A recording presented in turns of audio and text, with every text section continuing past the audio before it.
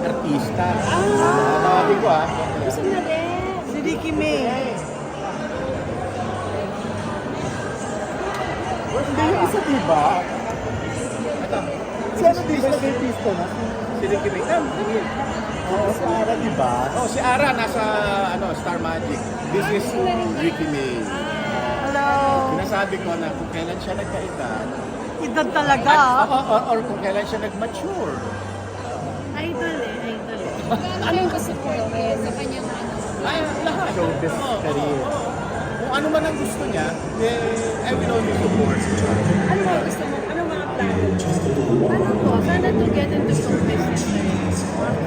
She sings well. Oh, okay, ako na. Stage mother.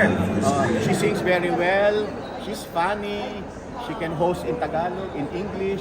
Nakita ko siya nag-workshop na rin under Ana So Pineo. taking the steps. Pero nung saan ka mag-focus mo ng acting? On acting po sana. What roles? Sana yung mga sa support ka, mga friends, best friends. Not naman kontrabida or... Pwede rin tayo. Pwede. Wow, ready Pressure na dapat na nag-ano. Meron, sobrang meron. Pero pag ganun, tatanungin ko naman si Papa for advice. Kasi we have to start somewhere din naman. Pero Ricky May, bakit ngayon lang?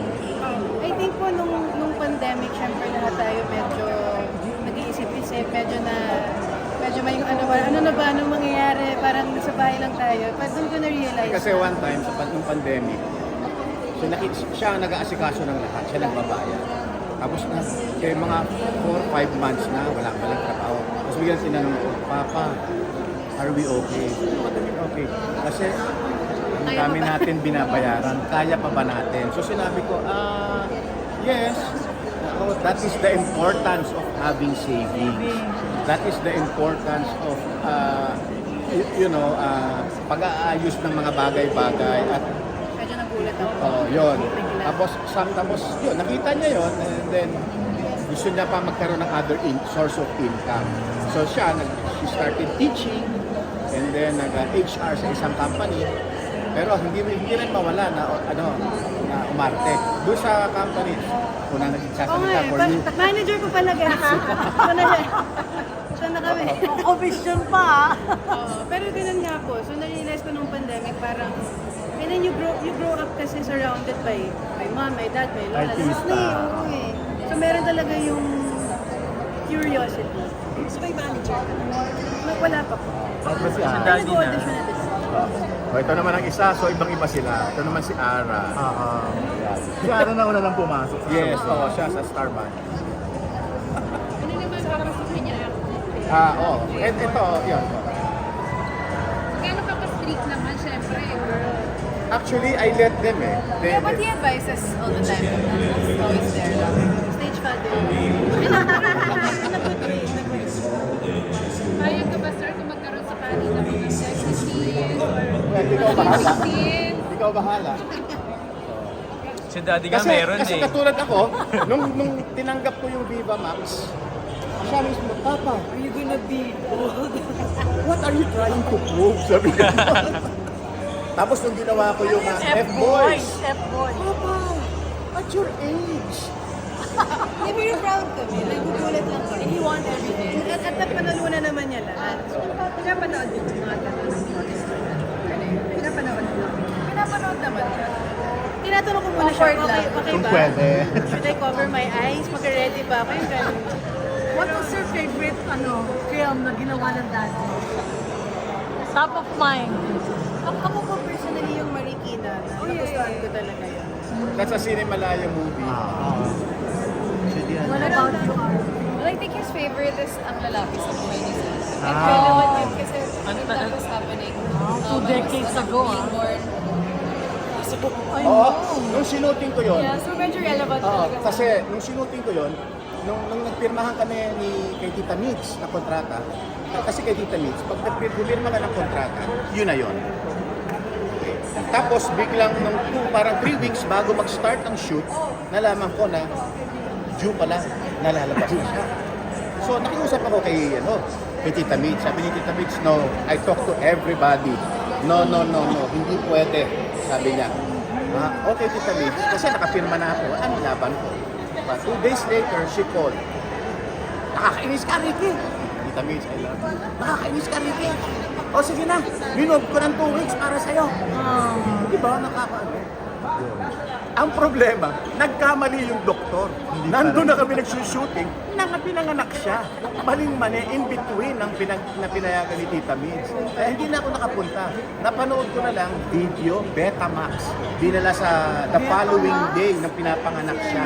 Yes. Oo, ano pa yun? 97. Yung kaya, So memorable yun. kaya sa kanya, parang siya lang daw ang hindi ko, kasi lahat sila nakita ko lumabas sa channel. Lahat sila na ako ang unang gumawa nung lumabas sa channel. Pero siya hindi. Youngest, second, tapos meron si Ken, lalaki. Direk, nakwento lang, ano ko natanong kanina, sorry. Ni Jackie Lou, nung ginawa niya yung I Can See You, Oo. it was the first time nagsama kayo. Pero kinonsult mo na yung mga kids daw kung tinanggap mo ba, tinanggap mo ba. So parang nagtabuhan mo na yung ano. Nagpapawisa na siya.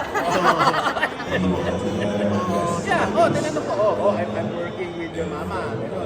So expected naman sila, gusto nila yun.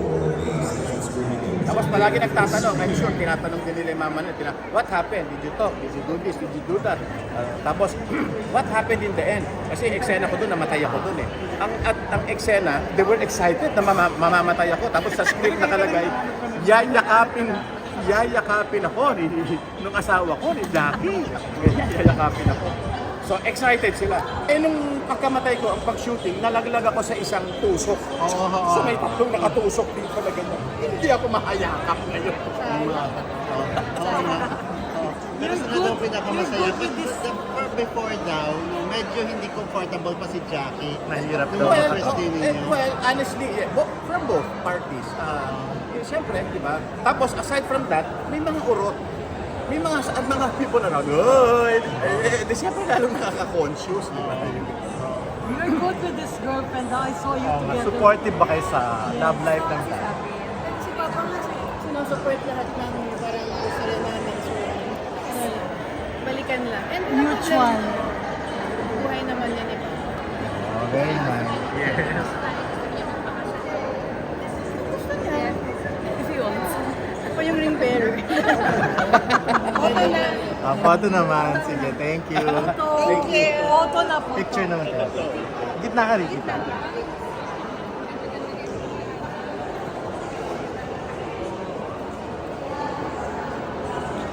Ito naman.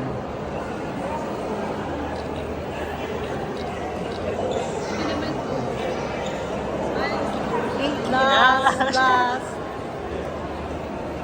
Here naman, please. Thank you. May boyfriend na ba si Aaron? Ha? May boyfriend. Ang tagal-tagal nga. Wala pa rin. Choosy. Si Ricky May naman may... Meron.